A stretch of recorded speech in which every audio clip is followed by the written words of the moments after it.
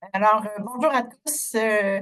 Magali Girard, directrice générale du CIX, le Centre interuniversitaire québécois de statistique sociale. Il me fait plaisir aujourd'hui d'accueillir Micha Simard, qui est coordonnatrice à la direction des enquêtes de santé de l'Institut de la statistique du Québec. Et aujourd'hui, Mita va nous présenter l'enquête québécoise sur la santé des jeunes secondaires 2022-2023.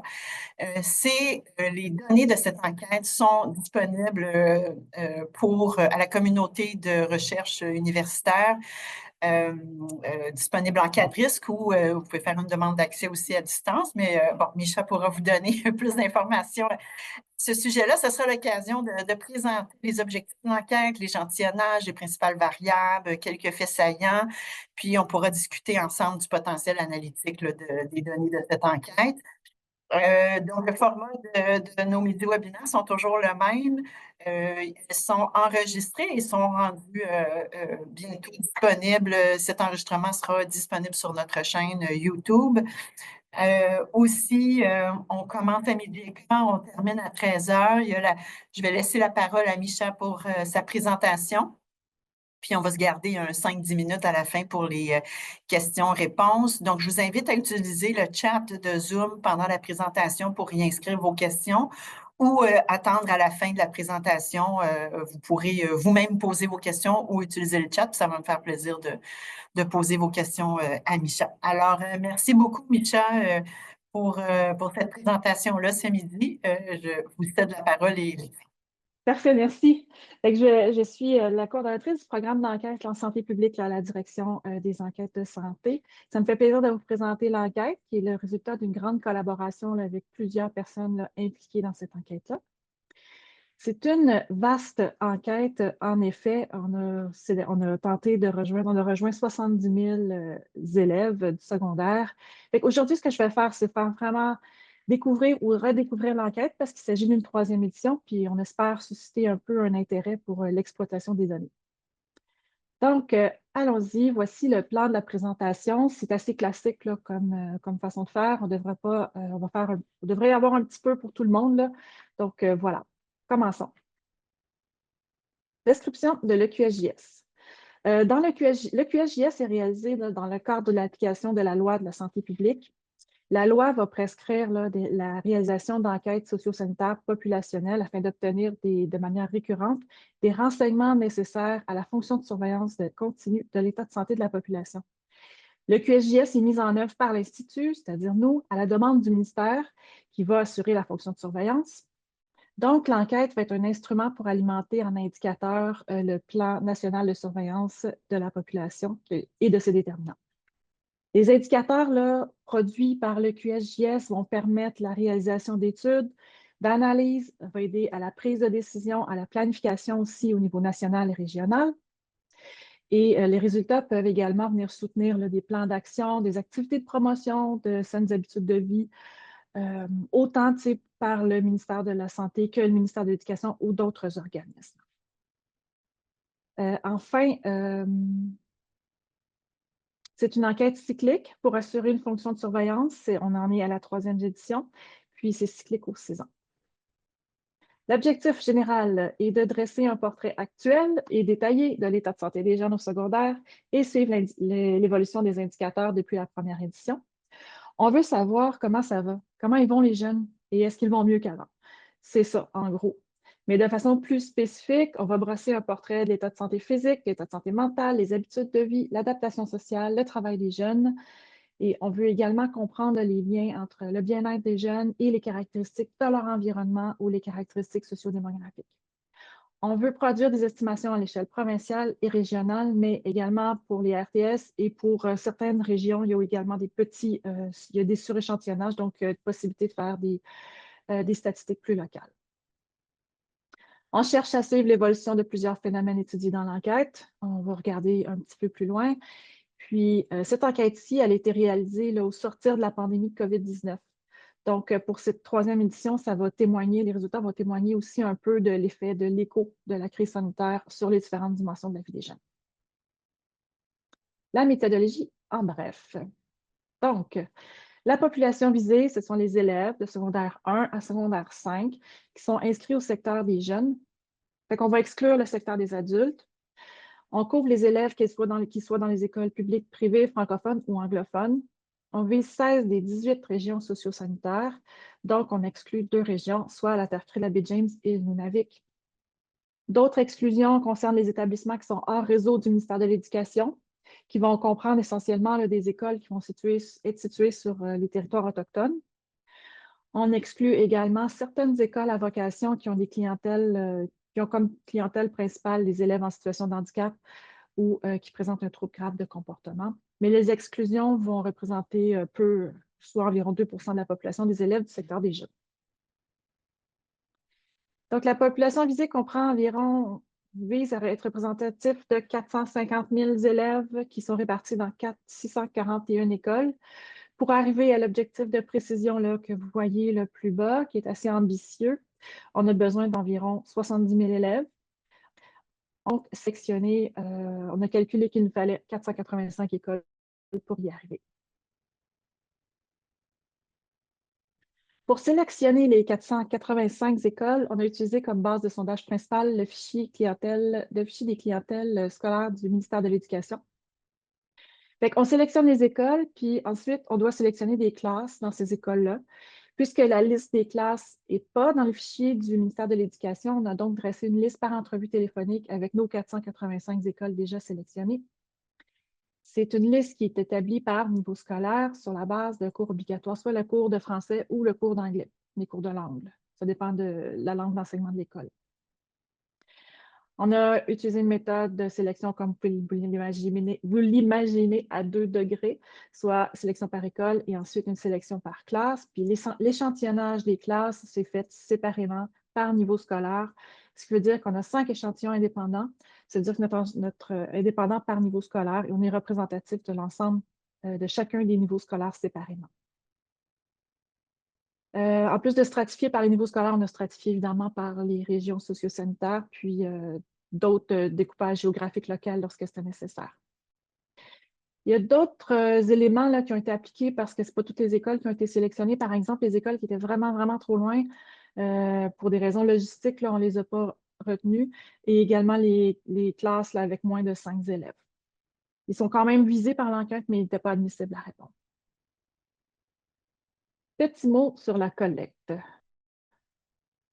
Avant de réaliser une collecte à l'Institut, généralement, on procède par un pré-test.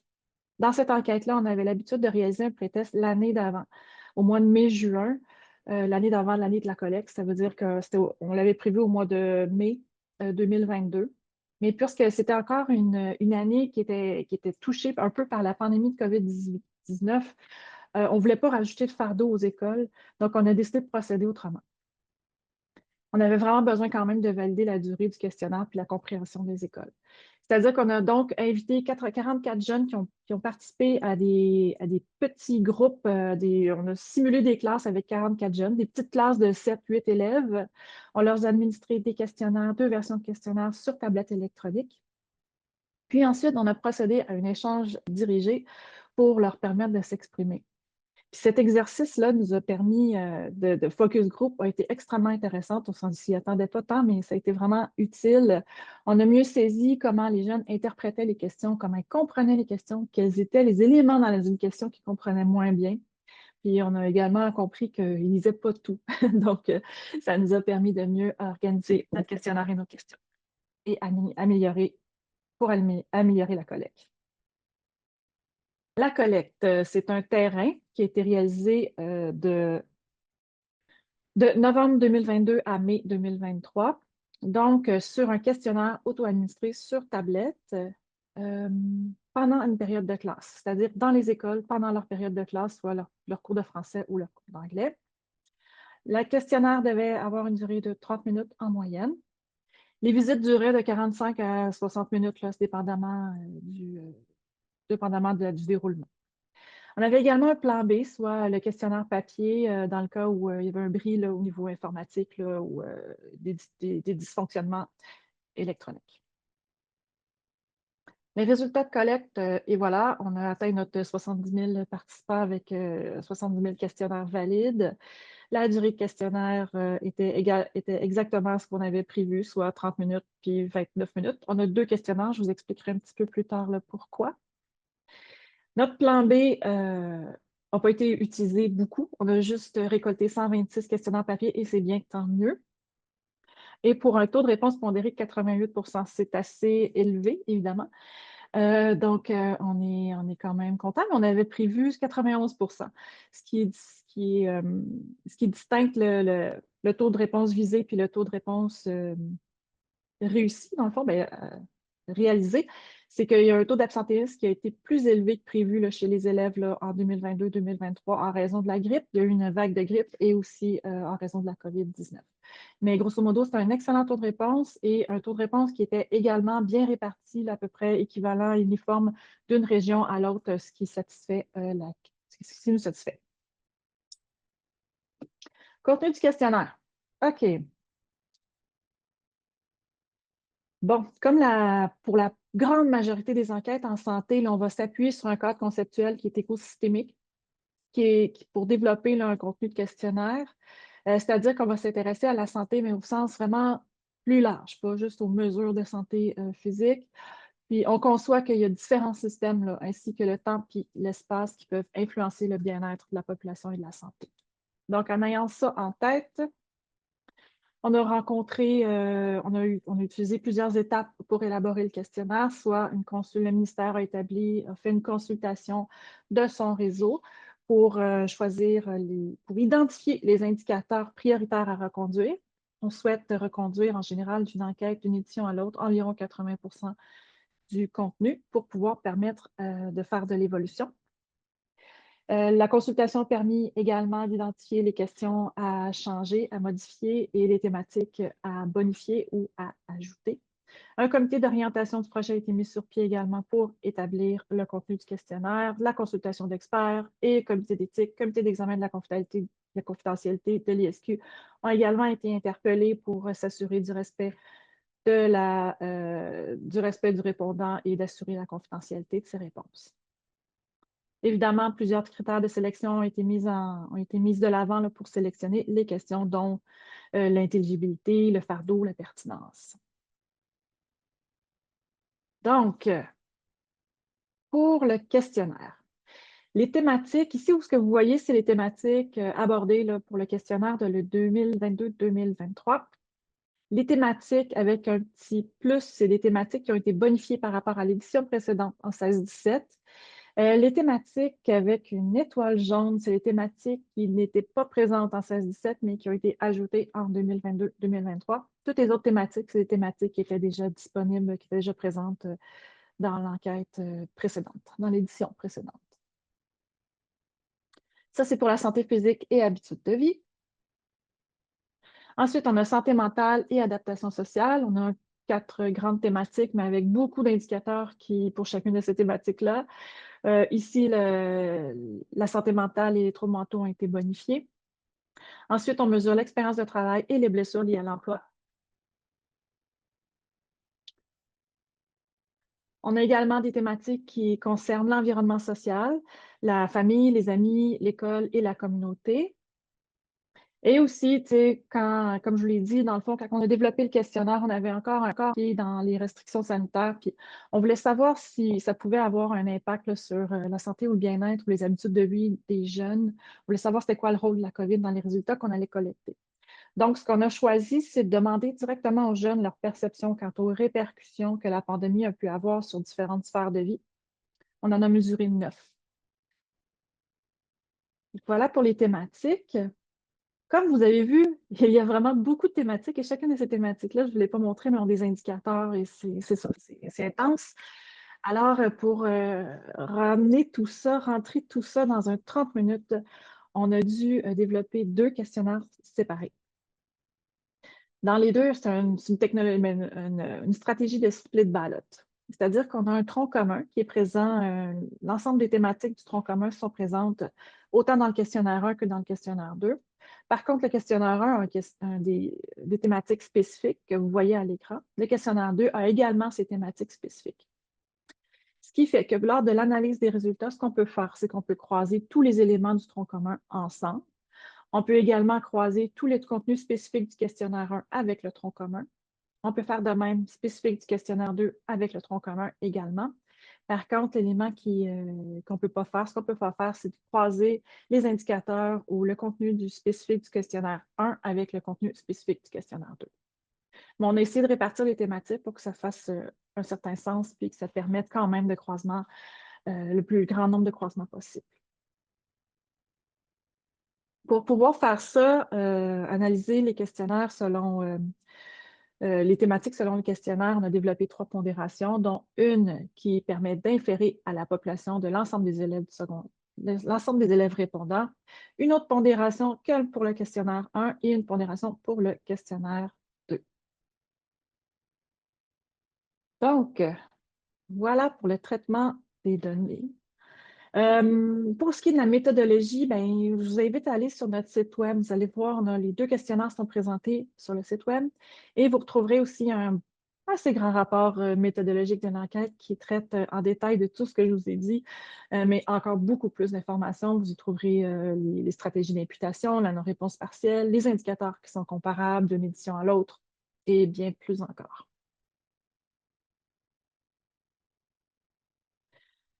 Ah, ben, il reste un peu de temps pour les résultats. Je vais vous présenter quelques résultats là, sélectionnés là, vraiment là, sur le lot. Là, il y en a une tonne. Puis là, j'avais l'impression que je parlerais trop vite, donc j'en ai sélectionné pas trop. Allons-y, on commence. On va commencer par un indicateur de santé globale là, qui mesure la perception que les jeunes ont de leur propre santé. C'est un indicateur de type holistique qui prend en compte des aspects physiques, psychologiques et sociaux. Comme c'est une mesure vraiment globale, cet indicateur-là va mettre le ton sur l'ensemble des résultats que vous pouvez voir dans le rapport qui a été diffusé en décembre dernier. On voit ici que la proportion de jeunes qui estiment être en excellente ou très bonne santé est à la baisse. On a perdu 10 points de pourcentage depuis les 2 premières éditions. Et tout comme pour les années précédentes, là, ce sont les garçons qui sont en proportion plus élevée à se percevoir comme en excellente ou très bonne santé. La perception de la santé va aussi varier selon le niveau scolaire. Elle va être plus élevée en secondaire 1 et 2 comparativement au secondaire 3, 4, 5. OK. D'autres indicateurs concernent les troubles mentaux et la santé mentale et l'adaptation sociale.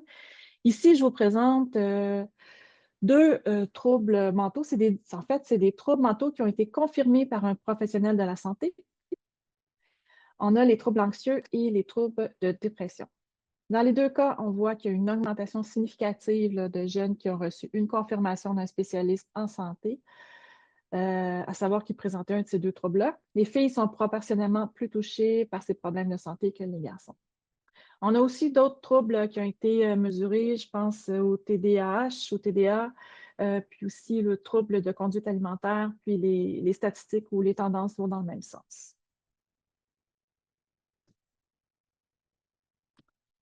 Ensuite, pour l'adaptation sociale, j'ai retenu ici la violence en général.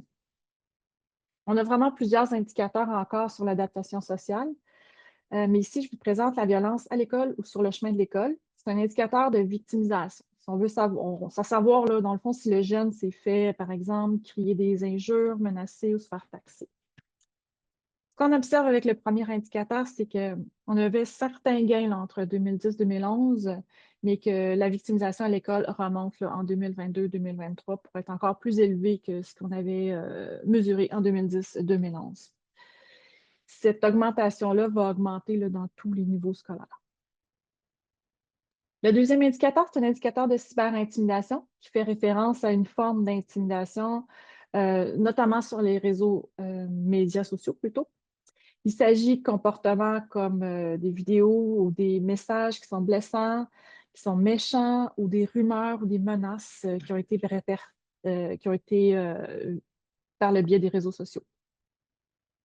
On voit que c'est environ 14% des jeunes qui sont victimes de cyberintimidation. Ça va toucher tous les niveaux scolaires, sauf un peu moins les secondaires 5. Puis, la cyberintimidation va affecter plus souvent les filles, alors que les garçons sont plus nombreux à être victimes de violences sur le chemin de l'école, comme vous allez voir.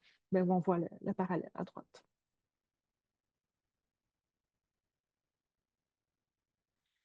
Un autre indicateur, mais on sait que c'est un indicateur d'environnement social. On sait que les environnements sociaux là, dans lesquels vont évoluer les jeunes vont favoriser leur santé ou leur bien-être et même la réussite éducative. Fait qu'on a posé plusieurs questions là, aux jeunes à propos de leurs différents environnements. Je vous les ai montrés tantôt, famille, amis, école, communauté. Ici, je vous présente que 2 indicateurs de l'environnement scolaire. On voit que le niveau de soutien scolaire à l'école, à savoir s'il y a un adulte à l'école qui encourage, supporte ou écoute l'élève, on voit que c'est à la baisse là, depuis 16-17. On est passé de 36 à 28 Et pour le deuxième indicateur, c'est le sentiment d'appartenance à l'école. Ça permet de rendre compte de l'attachement qu'un jeune a envers son école. C'est également à la baisse, autant pour les garçons que pour les filles. Puis c'est ça. Puis on l'observe, cette baisse-là à peu près pour tous les niveaux scolaires. On voit quand même que les garçons, pour le sentiment d'appartenance, sont un petit peu plus nombreux là, à avoir un meilleur sentiment d'appartenance à l'école. OK, maintenant j'ai retenu un dernier, je crois, un dernier indicateur sur ce que les jeunes nous disent par rapport à la pandémie. Ici, c'est la perception que l'effet de la pandémie COVID-19 a eu sur son expérience d'apprentissage à l'école. Ce qu'on voit, c'est qu'environ 45 des jeunes nous disent que la pandémie a eu un effet, négatif là, sur leur expérience à l'école, alors que 14 indiquent que cet effet-là était plutôt positif. En général, c'est surtout les filles qui mentionnent en plus grande proportion l'effet négatif. Beaucoup d'indicateurs sont dans ce sens-là. Je pense que j'en ai un dernier. Oui, j'en ai un autre. Sur la santé mentale, les résultats sont à peu près similaires. On voit encore une fois qu'on a environ 40 des élèves qui pensent que la pandémie a affecté négativement leur santé mentale. C'est plus souvent le propre des filles. Là. Ce sont presque 6 filles sur 10 qui mentionnent cet élément.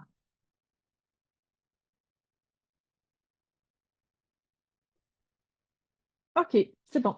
Fait que pour conclure, dans le fond, on voit que les répercussions, si vous lisez un petit peu le rapport qui est sorti en décembre, on voit que les répercussions de la pandémie, il y a des perceptions variables parce que je vous ai montré juste 2 indicateurs, mais il y en a 9. Il y a des tendances de fond qui sont non négligeables, par exemple pour la santé mentale.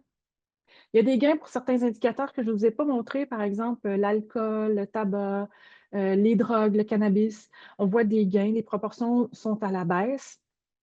Et c'est ça, je vous invite à consulter le rapport si vous voulez avoir la liste de l'ensemble des indicateurs qui sont disponibles. Le rapport que vous voyez, on a aussi des pages HTML. Vous trouverez aussi également sur notre site web plusieurs tableaux, tous les tableaux statistiques là, sur des tableaux Excel pour chacune des régions d'ailleurs. Les statistiques pour chacune des régions. Enfin, si vous voulez aller encore plus loin, vous pouvez vous diriger dans les cas de risque où vous pourrez avoir accès aux données de l'enquête québécoise sur la santé des jeunes au secondaire. À partir des données, vous auriez accès aux données au fichier microdonnées-mètres et vous pourriez faire, par exemple, des analyses, plus que des analyses bivariées, vous pouvez vous amuser avec des analyses multivariées, des modélisations, même des analyses multiniveaux, là, si vous le demandez, on peut fournir un certain accès au code postal ou au code postal, pas des jeunes, mais bien des écoles. Donc, merci beaucoup. J'ai laissé un peu de temps pour les questions et les échanges. Et voilà. Bonjour, merci Michel pour la présentation, vraiment intéressant. Oui, effectivement, on a du temps pour les questions et réponses, donc je vous invite à soit prendre la parole ou bien mettre vos questions. Voilà, je vais tout de suite prendre la première question de M. Lévesque. Et, ouvrir votre micro. Pas toujours facile avec la gestion de 2 écrans de trouver le pointeur. D'abord, merci pour la présentation très rapide et sommaire d'un rapport qui compte plus de 700 pages, là, mais j'aurais aimé savoir quelles sont les régions. Dès le départ, vous avez dit qu'il y avait des régions qui étaient en suréchantillonnage, puis qu'il pouvait y avoir des éléments ou des régions qui pourraient peut-être avoir des rapports plus spécifiques, de un. Et de deux, par rapport aux écrans, je n'ai pas consulté le rapport. Y avait-il des faits d'étonnement par rapport à ces nouveaux résultats-là? OK.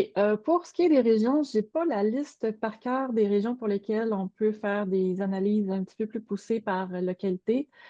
Je ne me rappelle pas exactement. C'est sûr que Montréal en est une. Je pense que Laval, mais en tout cas, il y en a plusieurs. Vous pouvez, vous pouvez m'écrire, puis je vais vous donner la liste éventuellement. Pour ce qui est des écrans, mais on a vu plusieurs résultats intéressants. Ce qui arrive avec les écrans, c'est que c'est un indicateur qu'on vient de mesurer, qu'on a commencé à mesurer cette édition-ci. Donc, on ne peut pas faire d'analyse d'évolution. Par contre, on a utilisé cet indicateur-là pour le croiser avec un nombre vraiment impressionnant d'indicateurs.